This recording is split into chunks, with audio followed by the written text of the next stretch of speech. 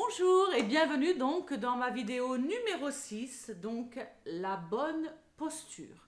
Il est hyper important donc lors de vos prises de parole d'avoir une bonne posture. La qualité d'une prise de parole passe autant par le fond que par la forme. Explication. Notre langage non verbal, c'est le langage du corps en fait, peut vraiment trahir un manque de confiance. Vous pouvez avoir un contenu de qualité lors d'un discours, d'une prise de parole, et être complètement avachi, et le public va manquer d'intérêt pour vous parce que vous allez avoir une posture qui va trahir votre manque de confiance, ça va trahir votre envie de parler, d'être bien devant votre public. Donc il est hyper important, c'est comme si moi je vous ai travaillé comme ça, un petit peu à l'arrière comme ça, je ne vous regarde pas dans les yeux et je suis un petit peu avachie. En fait, le langage du corps peut trahir un manque de confiance. Vous devez avoir une posture correcte pour retenir l'attention de votre auditoire. Donc il est très important de travailler votre posture. Alors, on a 1, 2, 3, 4, 5 conseils. J'ai 5 conseils donc à vous donner pour avoir votre bonne posture. Donc, la première, c'est se lever les pieds bien ancrés au sol. Alors, le mieux, c'est d'être debout quand nous allons prendre la parole. Après, si les gens ne se lèvent pas, que les réunions sont vraiment, tout le monde est assis, c'est vrai que vous pouvez aussi rester assis, mais bien droit. Donc en fait, vous mettez vos pieds bien ancrés au sol.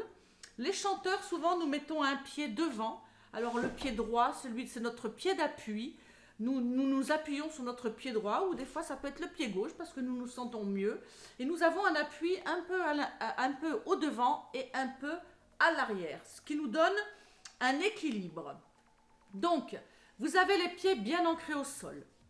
Cela déjà vous donnera plus de prestance qu'en étant assis. Donc le fait d'être debout, déjà ça donne beaucoup plus de prestance. Vous allez être un petit peu plus libre dans vos gestes, vous allez être plus dynamique dans votre prise de parole et votre discours va être plus vivant. Voilà. Après, nous pouvons quand même, en étant assis, avoir la même dynamique. Moi, je suis d'accord avec le fait que rester assis peut aussi donner une même dynamique. Si on y met un petit peu du mouvement avec les bras, on se tient bien droit.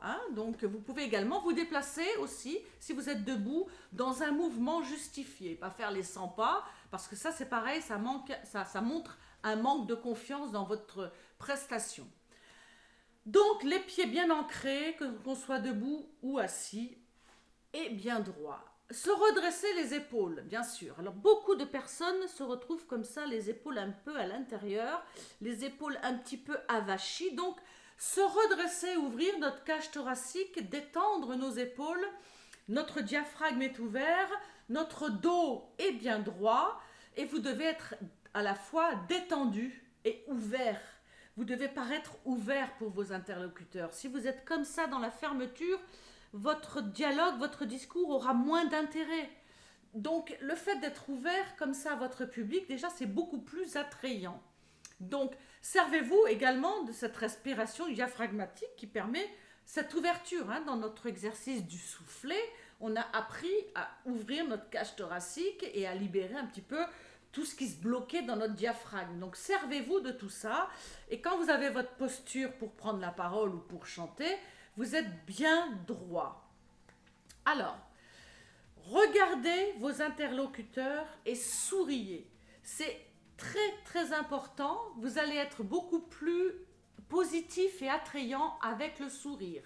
Donc, ce sont des techniques qui sont non verbales, mais qui sont très importantes, qui vont vous aider à établir un lien avec votre public. Que vous soyez dans un discours ou que vous soyez donc en train de chanter lors d'un concert, vous allez retenir toute l'attention des personnes si vous les regardez.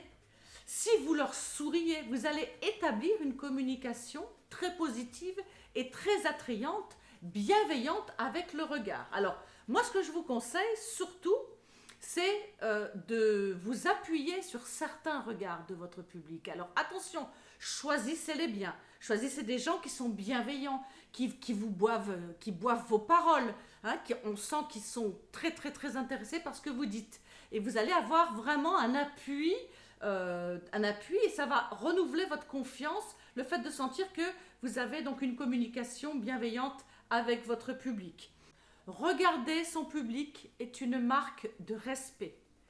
Vous arrivez comme ça, vous prenez la parole, vous avez le nez dans vos notes comme ça, vous tournez le dos ou vous faites les 100 pas, il y a un manque de confiance total. Donc levez votre nez, vous pouvez avoir des notes, c'est très important. Moi j'ai des notes parce que j'ai un fil conducteur pour ma vidéo. Je suis mes grands titres, c'est normal, nous avons tous besoin d'avoir des notes pour ne pas partir dans des discours un petit peu hors thème. Vous suivez votre thème, mais vous levez la tête toujours. C'est une marque de respect.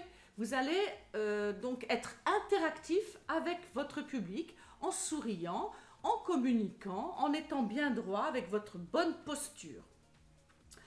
Voilà, alors j'ai 2 exercices donc à vous proposer pour retrouver une bonne posture.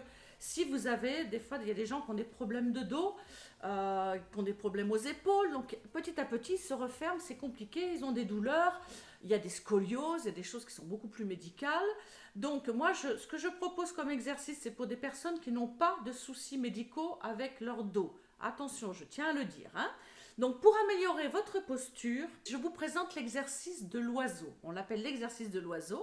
Vous avez besoin de 2 petites haltères ou de 2 bouteilles d'eau, alors peut-être à moitié pleine ou à moitié vide, c'est toujours la même histoire. Et vous allez donc vous mettre debout, vous allez les tenir dans chaque main. Vous allez vous pencher donc en avant avec un dos bien droit et vous allez fléchir les jambes. Donc vous êtes debout, vous penchez votre dos bien droit et vous fléchissez vos jambes. Vous écartez donc les bras latéralement avec vos haltères ou avec vos bouteilles d'eau. Vous restez comme ça quelques secondes, puis vous refermez les bras. Vous répétez cet exercice plusieurs fois. Donc vous êtes debout, vous avez vos haltères, vous vous penchez avec un dos bien droit à l'avant, vous fléchissez vos pieds pour bien être en bon équilibre avec un dos bien droit et vous montez vos 2 poids en fait latéralement comme ça de chaque côté. Vous restez quelques secondes comme ça et vous remettez donc vos mains comme ça. Vous faites cet exercice plusieurs fois. Ça va permettre à votre dos de se muscler et de s'étirer.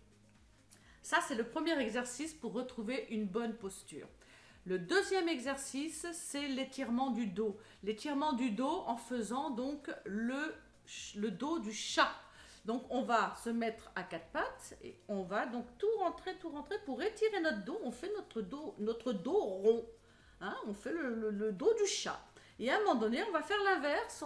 On va donc remonter la tête comme ça et on va regarder donc le plafond. Donc, en fait, votre dos va faire, on fait le dos du chat. Et à un moment donné, on est à 4 pattes sur le sol et à un moment donné, hop, on va regarder, donc il y a tout qui s'étire dans l'autre sens, la tête va se relever, le menton va se relever, les yeux vont aller sur le plafond et votre dos va se creuser tout doucement. Attention de ne pas trop creuser le dos, d'accord? Et après, hop, vous allez sentir même des douleurs en creusant votre dos. Et hop, on va recommencer donc le dos du chat. On va bien étirer. Alors quand on fait le dos du chat, on quitte le plafond et on va regarder par terre, on rentre le menton, comme ça, on est à 4 pattes, on rentre le manteau et hop, on sent que tout notre dos, toutes nos vertèbres vont s'étirer en fait dans le dos, dans la forme ronde. Ça va vraiment étirer toute votre colonne vertébrale et ça va un petit peu libérer toutes vos tensions. Et on fait cet exercice plusieurs fois. Donc, l'exercice de l'oiseau avec les haltères et l'exercice donc du chat avec le dos rond. Donc, il est très important d'améliorer sa posture. C'est un travail, en plus de tous ces exercices, c'est un travail de chaque minute. C'est un travail au quotidien. En fait, c'est une prise de conscience. Quand vous travaillez donc devant votre bureau, vous allez être comme ça, avachi, mais prenez conscience qu'il y a un moment où quand vous êtes devant la télé ou quand vous êtes au bureau, que vous travaillez des heures au bureau, quand vous êtes assis dans un transport public, quand vous êtes à votre voiture, prenez conscience de votre posture. C'est l'exercice le plus le plus important en fait de tous les exercices.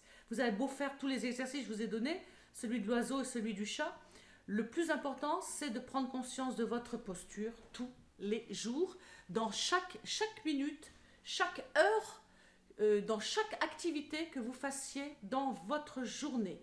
Donc la posture, c'est très simple, vous pensez toujours que vous êtes bien droit, que vous avez donc un fil au bout du crâne et que en fait ce fil, il vous tire toujours vers le haut.